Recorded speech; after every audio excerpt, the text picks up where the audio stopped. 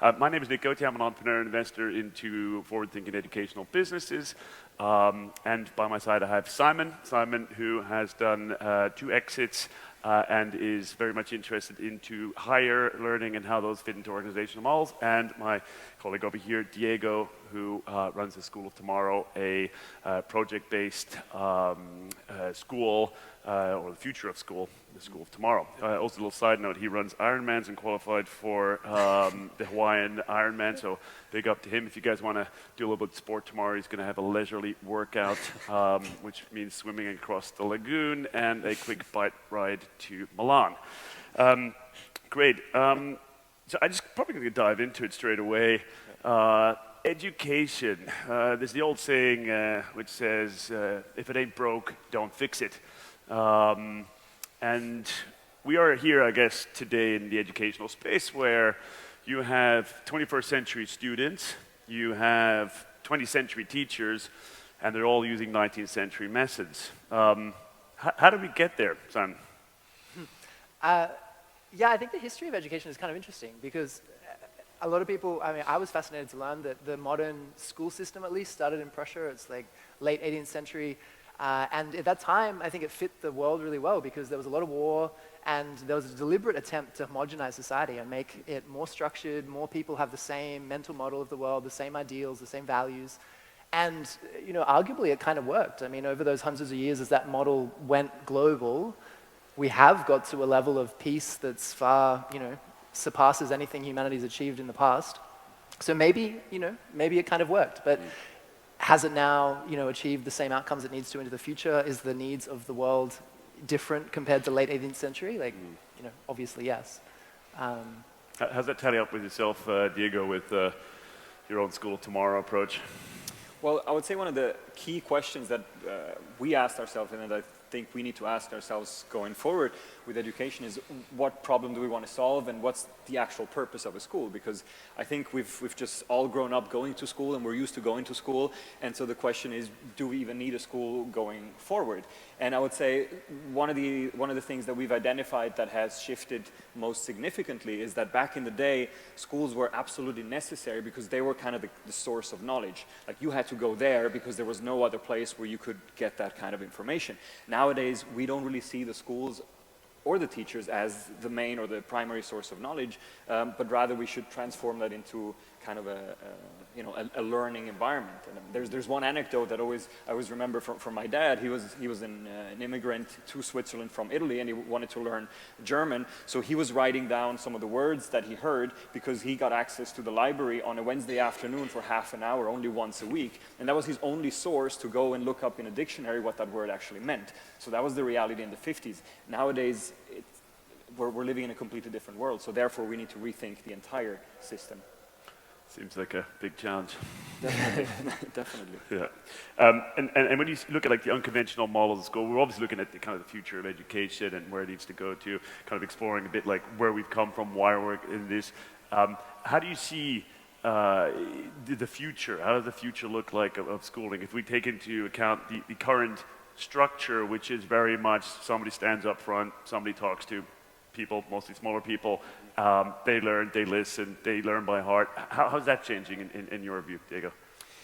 Well, I would say the main difference is that back in the day, you kind of had a predefined kind of way to say, like, this is our shape. Like, you either fit in here or you don't. And if you do fit in here, then you can progress and you can go through the entire system. And all kind of like the outcasts, the ones that fell through the cracks, they just didn't make it because we wanted this type of person to make it through, as Simon was also saying before. And I think what changed nowadays is that there's no one fixed path to success.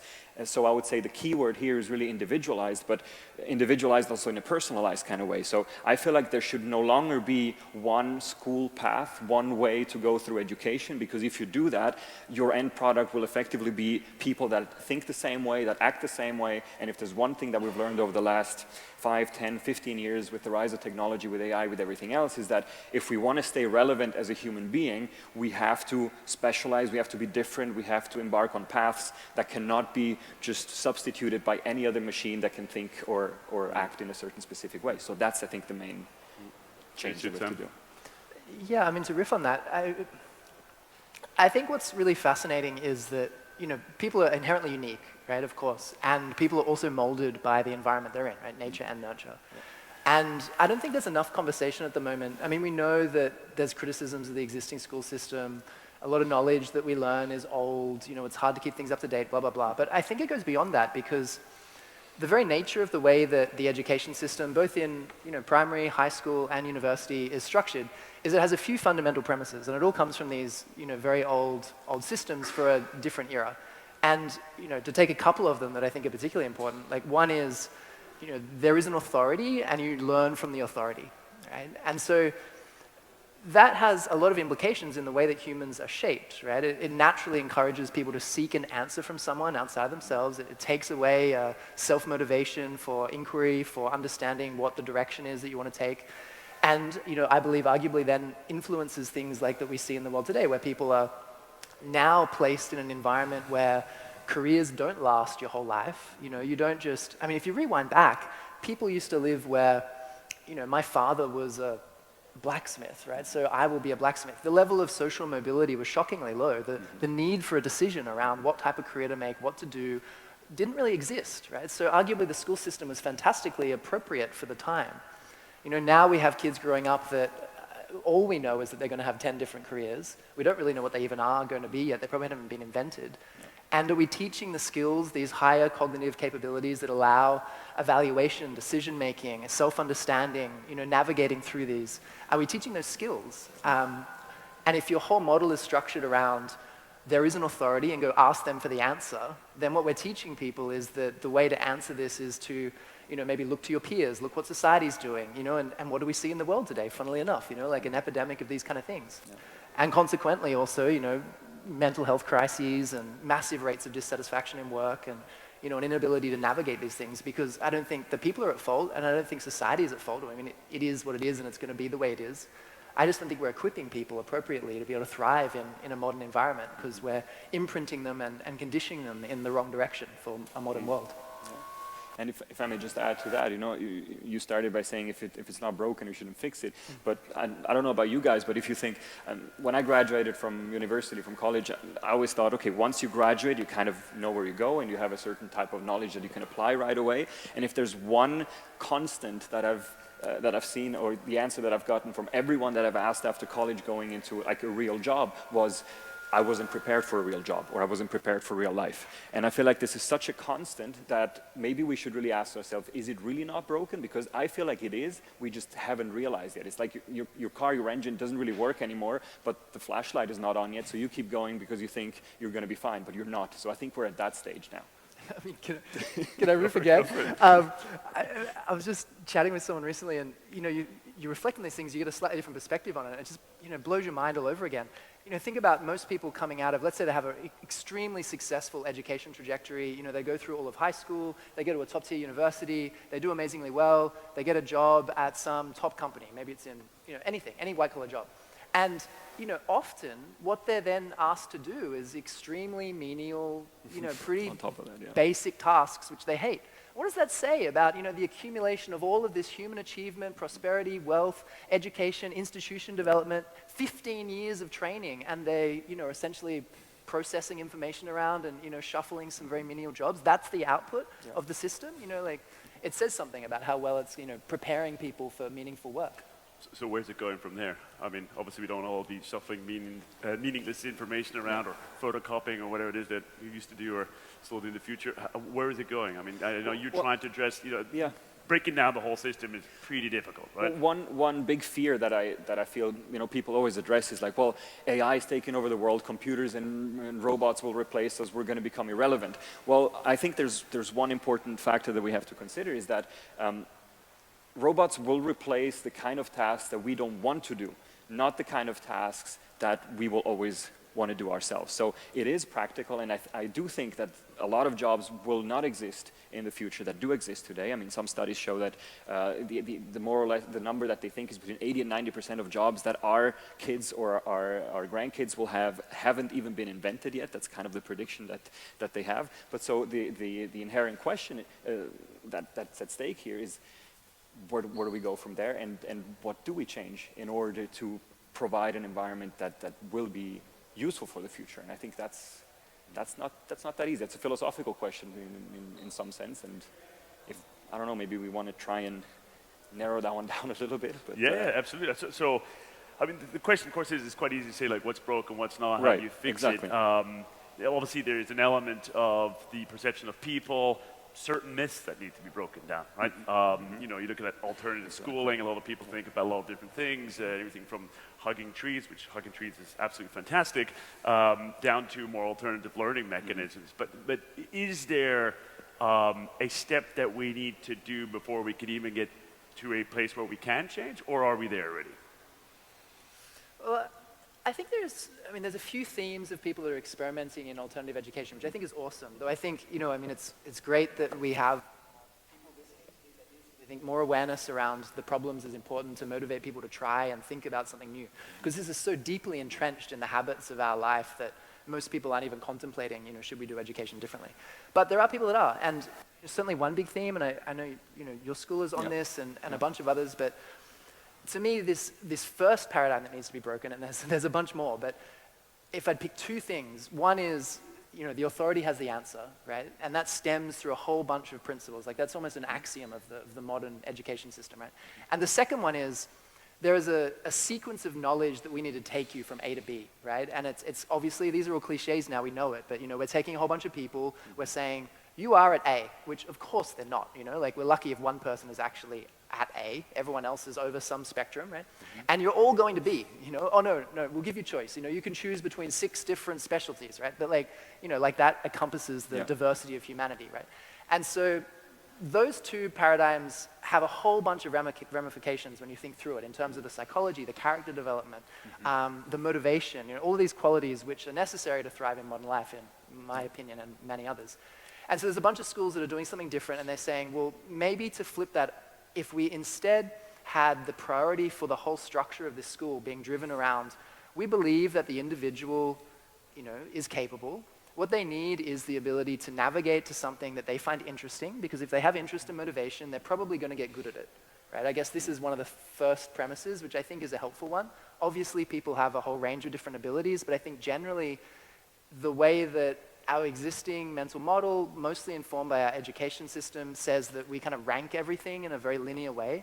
I don't think that's so appropriate. I think that really what we should be looking for is how does each individual get the most potential out of them? And that's going to be where they're interested in, right? So therefore, we need to redesign an education system that is based on that, right? So how do you quantify that then?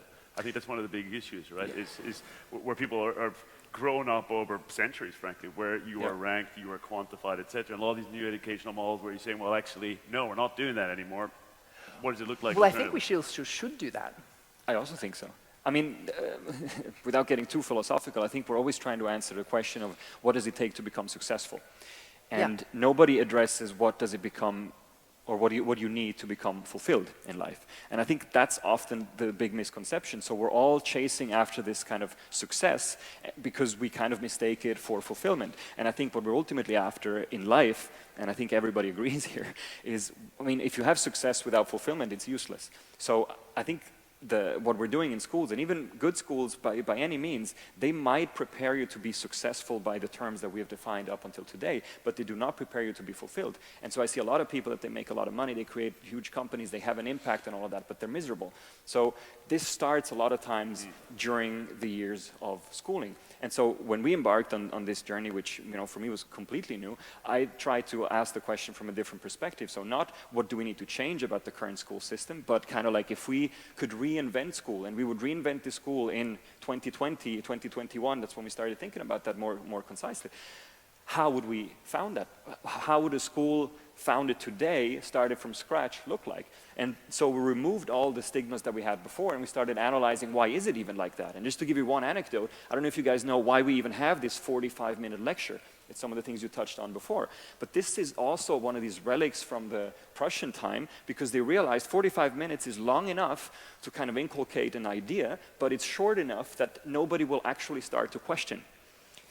And therefore, if that's the basis you build your school on, I think you guys agree with me, that's not really where we want to go with our own kids. And therefore, starting from that, we said, okay, why does everyone have vacation at the same time? We removed vacations. We said, you have flexible vacations. You pick your vacations when you want.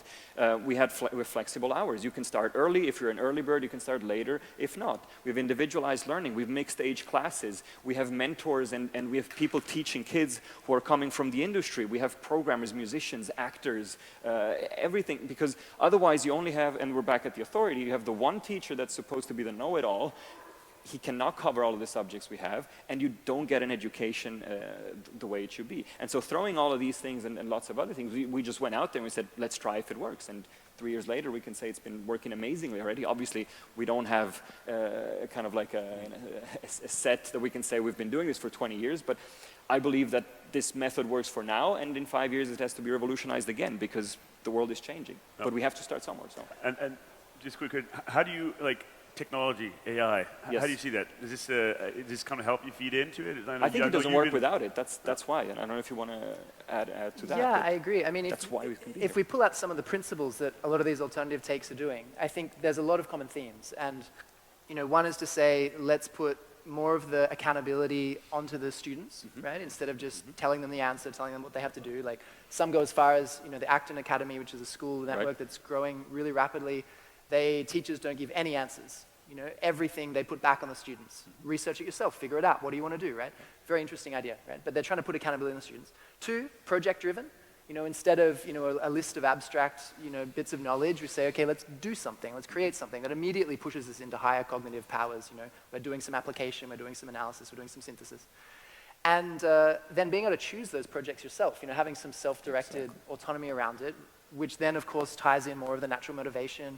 It brings in, again, these higher level, because, what are we most interested in? Typically ourselves. So, therefore, if we have to make a decision about something we're motivated in, something about my life is probably going to pull the strings, right? So if we have those principles, what we end up with something is extremely individualized. And I think the reason why this hasn't been possible until now is because we haven't had the technology to enable that. I mean, arguably, the aristocratic tutoring system, where one wealthy person had half a dozen, exceptional academics that would tutor the one individual, created exceptional outcomes, maybe the highest rate of geniuses that we've had. Amazing. But it's not very equitable, right? So we don't want that in today's society. Yeah. But we want to replicate those principles. Well, how are we going to do that? Well, we need technology, and particularly, I think, the LLMs that have been, emerged right now, if we think of those as a communication, synthesis, and reasoning engine that allows us to extremely well individualize. Not using it as an encyclopedia, which I think a lot of people are mistakenly doing. Not using it as the answer or the new authority to turn to, which is obviously undermining the principles we want in education. But instead, we bake some kind of framework around it. What we're experimenting with in this new higher ed model is assessment, discovery, selection of project, and deliver it. And that just cycles, right? Thanks a lot for that fascinating summary, a very little small glimpse of a very long topic. I don't know if there's anybody here in the student body that'd like to ask our professor something. Ooh, gonna be a good one. Yeah. All right. It's you. No pressure.